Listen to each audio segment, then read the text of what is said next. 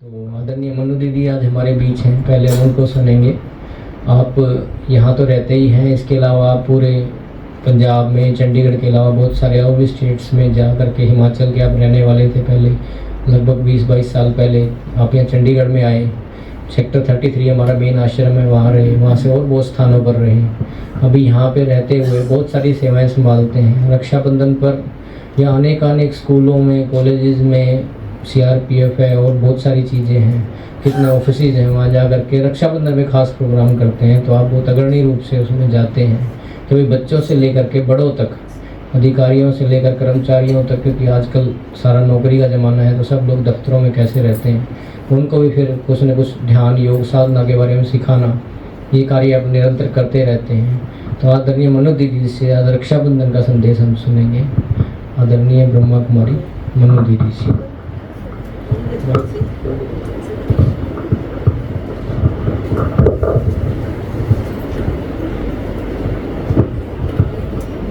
ओम शांति। आप सभी को रक्षाबंधन की बहुत बहुत दिल से मुबारक हो, बधाई हो। तो आज इस बहुत अच्छे पवित्र मौके पर मिलना हुआ। दुनिया में तो बहुत सारे मौके आते ही हैं, लेकिन ये त्योहार बहुत ही पवित्रता का सूचक है, एक पवित्र रिश्ते का सूचक माना जाता है। और वाइब्रेशन भी आप देखो, आज के दिन प्योर वाइब्रेशन एनवायरनमेंट में फील होती है, प्योर एनर्जी, क्योंकि अंदर से अच्छी भावनाओं का संचार हो रहा होता है। तो ये भाई बहन के एक स्नेह की निशानी के आधार पर ये त्योहार मनाया जाता है। लेकिन इसका आध्यात्मिक रहस्य परमात्मा के हिसाब से बहुत ही सुंदर और बहुत ही प्यारा और मीठा भी है। तो परमात्मा की भाषा में ही हम इसका आध्यात्मिक रहस्य समझेंगे। तो जैसे राखी बहन भाई को क्यों बांधती है, कि कहीं ना कहीं रक्षा मिले। वैसे तो उसकी अपनी भावनाएं छोटी हो बड़ी हो, मेन तो इसलिए बांधती है कि चाहे भाई की रक्षा होती रहे। छोटा है तो वो यही सोचेगी ना कि भगवान मेरे भाई को लंबी आयु दे और सदा इसकी रक्षा होती रहे, सदा ये अपने फील्ड में आगे बढ़े। और बड़ा है तब भी उसकी यही भावना होती है, एक देने की ही भावना होती है। तो वही बात है कि परमात्मा कहते क्या वो तो चलो इंसान की क्या रक्षा कर सकता, तो हम अच्छे से जानते हैं, लेकिन सबसे बड़ा रक्षक तो स्वयं परमात्मा है। तो वही आके हमें इस समय बहुत अच्छी मॉरल वैल्यूज के बंधन में बांधते हैं, उन मूल्यों के बंधन में बांधते हैं। और वैसे तो बंधन शब्द अच्छा नहीं है, आपको कह दिया जाए भी एक ही जगह बैठना है। कई बार होता है भी ट्रेन लेट हो रही है, क्या करें, फिर उसी स्टेशन पे बैठना पड़ता है, ना चाहते हुए भी सब कुछ मतलब सहन करना पड़ता है। कई बार नहीं वेटिंग रूम में जगह होती तो बाहर ही बैठो, सब कुछ होता है, पर वो एक बंधन हो जाता है। या किसी ने कहा कि हम आ रहे हैं आज आपके घर और इतने बजे, सुबह बोला, दोपहर हो गई और दोपहर का भी समय निकल गया। आप देखोगे अपने आप को सबसे ज्यादा थका हुआ पाओगे, क्योंकि इंतजार, ये भी एक बंधन हो गया ना कि आने वाले ने तो कह दिया कि मैं आ रहा हूँ और वो समय पर पहुंचा नहीं। या किसी ने कहा कि आपका ये काम मैं समय पर कर दूंगा, तो आप किस आधार पे जुड़ गए, एक विश्वास के आधार पर बंध गए कि ये व्यक्ति मुश्किल के वक्त ये वाला कार्य हमारा कर देगा। लेकिन होता क्या है, कई बार किसी की मजबूरी होती है या कोई ऐसे ही कह देते हैं हवा में, जैसे कहते हैं ना तीर छोड़ना, तो उस वक्त क्या होता है, अंदर की एनर्जी बहुत ज्यादा लग रही होती है। तो हम उस बंधन, कुछ बंधन मीठे होते हैं और कुछ ऐसे होते हैं जो सदा के लिए रिश्तों में दरार भर देते हैं। वैसे तो ये अच्छी भावनाओं का संचार है, जहाँ हम लेन देन करते हैं परिवार में, समाज में। आपको किसी ने कुछ दिया तो हम बंध जाते हैं वहाँ उसे भी कुछ अच्छा देने के लिए। ये तो नहीं कभी होता ना लेन देन में कि उसने मुझे जो दिया उसके बदले में उसे थोड़ी नीचे की चीज दूं। हमेशा क्या होता है देने वाले को ना, उसने जो दिया ना बहुत अच्छा दिया था, पर मुझे क्या देना है, उससे कई गुना ज्यादा उसे अच्छा देना है। और ऐसे ही बनते हैं स्नेह प्यार से रिश्ते। लेकिन आज का जो टाइम है, आज के जो हालात हैं, बिल्कुल विपरीत होते जा रहे हैं। पहले परिवार कितने बड़े थे, बहुत स्नेह की शक्ति वो काम करती थी, अब वो एनर्जी लॉस हो चुका है। स्नेह बहुत बड़ी एनर्जी है, इसको आज के इंसान ने साधारण बना दिया। तो इस वजह से वो लेन देन, मतलब एक उसमें ही इंसान एक बंध के रह गया। कोई क्या दे रहा है, कितना दे रहा है, इतना तो इतना ही देना है। आपको मालूम होगा फंक्शंस वगैरह में क्या करते हैं, स्पेशल डायरी लगाई होती है, अभी भी लगाई होती है, जिसमें लिखते हैं किसी ने कितना दिया, खास शादी जैसे मौके पे। फिर उसको याद से उतना ही दे के आते हैं, या थोड़ा बहुत कोई दे देता होगा, पर वही है ना, जितना फिर उतना। तो वो हो गया स्वार्थ वाला रिश्ता। और एक होता है कि एक बार किसी ने किया और उससे भी बेकार चीज दी, तो वहां फिर रिश्तों में दरार आ गई या कुछ नेगेटिव रिस्पॉन्स दे दिया, तो हमेशा के लिए रिश्ते टूट जाते हैं। एक होते हैं मीठे शब्दों के आधार पर भी बनते हैं, और जहां कड़वाहट आई, कुछ रिएक्शन किया, तो दोबारा कोई आएगा? कभी भी नहीं कोई आएगा। लेकिन अच्छा रिस्पॉन्स, अच्छी भावनाओं के आधार पर क्या होता है, वो सदा के लिए वो चीज जुड़ जाती है। लोग कहते हैं हाँ ये बहुत अच्छे हैं, इनके घर जाकर हमें बड़ा अच्छा लगता है, बड़ा एक सेटिस्फेक्शन सी होती है, अपनापन मिलता है। लेकिन जहाँ दिखावा परस्ती है, वहाँ एक बार जाने के बाद जाने को कभी भी मन नहीं करेगा। तो वो चीजें कम होती जा रही है। लेकिन हम आज इस मौके पर इकट्ठे हुए हैं, तो हमें वो चीजें फिर से कायम करनी है। भावनाओं में तो कंजूसी नहीं करनी चाहिए ना। फाइनेंशियली तो चलो किसी का ऊपर नीचे हो सकता है चीज देने में, लेकिन हम भावनाओं में तो बड़े दिल वाले बने ना, जिसे परमात्मा अपनी भाषा में कहते हैं फराख दिल, माना बड़ी दिल वाले। परमात्मा बड़ी दिल वाला है, दाता है, उसके लिए भी लोग बहुत कुछ बोल देते हैं। इवन कई तो बहुत बुरा बुरा बोलते हैं, कई कुछ जो नॉर्मल इंसानों को बोल रहे होते हैं वही उसके लिए भी बोल देते हैं। फिर भी वो दाता क्या करता है, सबको देता ही रहता है। तो इसमें राखी पे क्या करते हैं, पहले तो राखी बांधी जाती है, और परमात्मा का ही सिंबल बना होता है जो यहाँ की तरफ से राखी बांधते हैं। बड़ा सुंदर सिंबल, क्योंकि परमात्मा सर्वोच्च सत्ता है और उनका सिंबल प्रकाश स्वरूप है।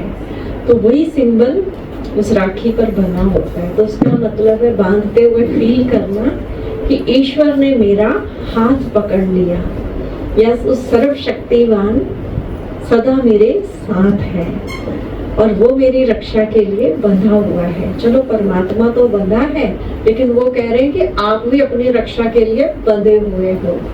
तो स्वयं की रक्षा कैसे होती है? जैसे दुनिया के हिसाब से हम अवेयर होते हैं ना, कि कोई सुनसान जगह में नहीं जाना, गलत टाइम पे नहीं निकलना, है ना, दिन दिन में जाके कराओ, या कई जगह का हमें पता होता है नहीं है कोई माहौल एरिया ठीक, तो हम बंधे होते हैं उस स्थान के लिए, हम नहीं जाते। तो ये हम बाहरी रूप से प्रोटेक्शन करना जानते हैं। घर से बाहर निकलते तो सब जगह घर लॉक करके जाना, ध्यान देके जाना। तो सेल्फ प्रोटेक्शन, सेल्फ रक्षा, मतलब जिसे कहा आत्मरक्षा कैसे करेंगे, कि कहीं से भी हम बाहर की नेगेटिविटी को कैच नहीं करेंगे। किसी ने कुछ कहा, भला बुरा कुछ भी कहा, लेकिन उस चीज को मैंने नहीं रखना। लॉकर कितना होता है मालूम है ना सबको, काम की चीज रखी जाती है ना लॉकर के अंदर, और उसको स्पेशल लॉक करके रखा जाता है, डबल डबल लॉक होते हैं। तो इसी तरह जो मेरा दिल है या मेरा दिमाग है, तो वो भी एक लॉकर ही है। तो उसमें हमेशा अच्छी भावनाओं को हम समेट के रखें। तो जब राखी बंधवाएंगे तो ये एक दृढ़ संकल्प लेंगे कि मुझे अच्छी भावनाओं को और अच्छे अपने पॉजिटिव थॉट प्रोसेस को उसमें एक कीमती खजाने की तरह रखना है। वैल्यूज तभी तो पनपेंगी, है ना। एक कुछ गलत बिहेव कर रहा है, कुछ भी गलत बोल रहा है, वो वाली बातें कितना याद रखते हैं, भगवान को नहीं इतना याद करेंगे। कोई सत्संग से होके आएंगे, हाँ बहुत अच्छा सत्संग था, लेकिन कोई 2 बातें पूछ ले बस वो बहुत अच्छा था, आगे कुछ अता पता ही नहीं होता क्या अच्छा था। लेकिन किसी की कोई बात ऐसी मन में लग गई तो क्या होता है, क्या होता है, कैसे जपते हैं, पूरा टाइम जपते रहते हैं। जैसे किसी ने माला ही दे दी वो नाम जपने के लिए, उसने ऐसे बोला, उसने ऐसे किया, फिर जगह जगह जाके बोलते हैं। तो उससे क्या होता है, नेगेटिव एनर्जी तो बढ़ती है, लेकिन मेरी अंदर की जो सेल्फ एनर्जी है उसका लॉस होता जाता है। तो घर एक बड़ा घर को भी मंदिर बोलते हैं। मंदिर तो है ही स्वच्छ स्थान, वहाँ पर कोई नॉन वेज ऐसी चीज नहीं लेके जा सकते।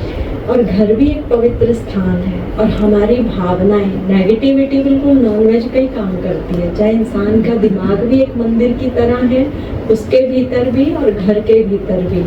तो हमें वो काम नहीं करना, इस चीज में पक्के रहना। मन में कुछ आए ना, कुछ नेगेटिव थॉट, तो कहाँ जाके सोचेंगे, वैसे तो सोचना नहीं है, पर चलो रहा नहीं जा रहा ना गलत बोलने वाले के लिए सोचे बिना तो बाहर पार्क में जाके सोच लेंगे, पर उस कमरे में नहीं सोचेंगे जहाँ आप पे रेस्ट करते हैं, ड्राइंग रूम में नहीं सोचेंगे। पक्का रहेंगे ना इस चीज पे कि हमें घर के अंदर ऐसी चीजें नहीं लेके आना। सदा अगरबत्ती जैसी खुशबू महकती रहे। माचिस की तीली अगरबत्ती भी जलाती है और सिगरेट भी। धुआं आप समझ सकते हैं किसका अच्छा लगता है, अगरबत्ती का ही अच्छा लगता है। वो तो सारे ऐसे नाक चढ़ाने लग जाते हैं सिगरेट की स्मेल से। तो मुझे घर का वातावरण कैसा बनाना है, खुशबूदार, सुगंधित। और फिर घर कैसा लगेगा, गृहस्थ आश्रम बन जाएगा जब सदा एक दूसरे के लिए पॉजिटिव थिंकिंग होगी। और सच में इस दुनिया में हर घर ही एक आश्रम था। वो भी एक समय था जब धरा पर स्वर्ग था। हर कोई एक दूसरे के लिए अच्छा सोचता था, अच्छी नजर से देखता था। और ऐसा देखने वालों को कहते थे देवता। वो देव आत्माएं थी, तो कोई और नहीं था, इंसान ही था। तो परमात्मा आज वही कार्य कर रहे हैं। तो राखी बंधवाते हुए कुछ बातें हम पक्की करेंगे हमेशा के लिए। फिर तिलक दिया जाता है, तो वो होता है कि परमात्मा याद कराते हैं कि आप कौन हो। इस शरीर को चलाने वाली एनर्जी मैं आत्मा हूँ। और आत्मा का ज्ञान तो गीता में भी है कि आत्मा अपना ही मित्र और अपना ही शत्रु है। तो मित्र कब है, जब हम नेक कर्म करते हैं, और शत्रु है तब जब गलत गाइडेंस अपने आप को हम दे देते हैं। दूसरा कोई नहीं देता, हम खुद ही खुद को, उसने तो दे दिया है ना। कोई रास्ता ठीक नहीं है, कोई कितना भी कहे इस रास्ते से चले जाओ, मतलब कीचड़ है, खड्डे हैं, हम नहीं जाएंगे, हम फिर भी बच के या फिर कोई और रास्ता लेंगे। पर इसमें हम कर लेते हैं गड़बड़, मतलब बार बार जहाँ हमें लग रहा है हमारी भावनाएं खराब होने वाली है, बार बार उस रास्ते पे चलने की कोशिश करते हैं। तो इसीलिए परमात्मा ये याद कराते हैं कि आप आत्मा हो। और आत्मा अपने आप में पावरफुल है, क्योंकि वो आत्मा परमात्मा की संतान है।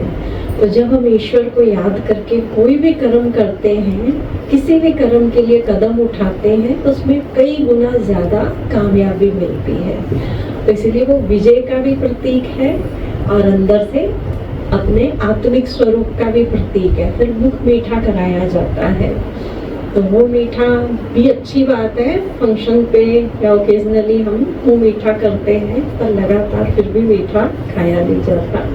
लेकिन परमात्मा जो जीवन में मिठास भरते हैं, अच्छा अच्छा ज्ञान देकर, अच्छे विचारों की शक्ति द्वारा, वो मिठास सदैव कायम रहती है। और यही प्रभु प्रसाद है जो जीवन में हमारे सदा उतरा रहे।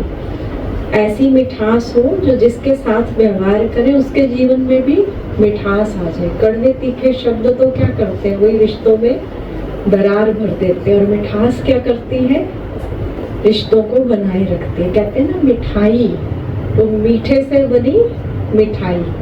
कोई कड़वी चीजों से नहीं बनती, लेकिन बनती मीठे से ही है।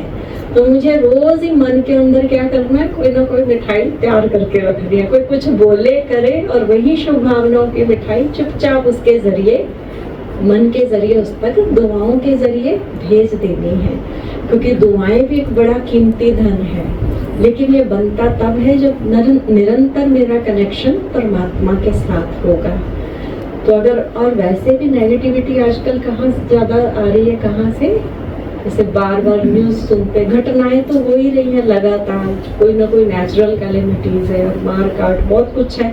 चैनल खोलो तो बहुत, वो 2 मिनट में क्या फटफट खबरें जो दिखाते हैं, तो फटफट दिमाग की स्पीड कितनी तेज करते हैं हम, हमें नहीं इतना कुछ जानकारी लेनी, ठीक है ना। समाधान करने वाला स्वयं परमात्मा है। हम सिर्फ कोई मोटी एक आधी खबर पता, हमें भी पता चलती है पर चैनल के बिना पता चलती है। लेकिन उसमें ब्रह्मा कुमारी इसमें क्या करते हैं, मन के जरिए लगातार पॉजिटिव वाइब्स देने का कार्य करते हैं, जिसे कहते हैं मनसा सेवा, यहाँ की आध्यात्मिक भाषा में। तो मन के द्वारा अच्छी भावनाओं का संचार करते हैं, ताकि जहाँ ज्यादा कष्ट है, जिस मन के अंदर, ये भावनाएं एक मतलब दुआ के साथ दवा का भी काम करें, क्योंकि मन भी तो हर्ट होता है ना, उसमें भी तो घाव हो जाते हैं ना। कहते हैं चुभ गई बात मन में, अब ये कांटा चुभ गया, कोई चीज चुभ गई, कोई जख्म हो गया, तो बहुत अच्छा हम ट्रीटमेंट ले लेते हैं ना, घर के देसी नुस्खे बहुत आते हैं डॉक्टर से पहले तो वही सारे अप्लाई कर देते हैं। लेकिन ये जो मन में लगातार चोट लग गई, दिल दुखा दिया, ये वाले तो हमें दिखते ही नहीं। फिर ऐसे ही बार बार होने से मन कमजोर होता है। उस घाव को कैसे भरेंगे हम, जब हम ध्यान में बैठेंगे तो वो अपने आप ही वो हील हो जाते हैं। और परमात्मा की स्मृति में वो शक्ति है, वो हीलिंग एनर्जी है, जिससे मन हमारा शक्तिशाली बनता है। और फिर कुछ ना कुछ देते भी हैं, तो अंदर की नेगेटिविटी, कोई कमजोरी, वो जरूर ईश्वर के आगे अर्पण करके जानी है। एक बार फिर से आपको रक्षाबंधन की बहुत बहुत शुभकामनाएं। ऐसे ही आप तंदुरुस्त रहें, है ना, मन से दुरुस्त रहें, जैसे अभी चेहरों पे स्माइल नजर आ रही है, सदा ऐसे रहे। शांति।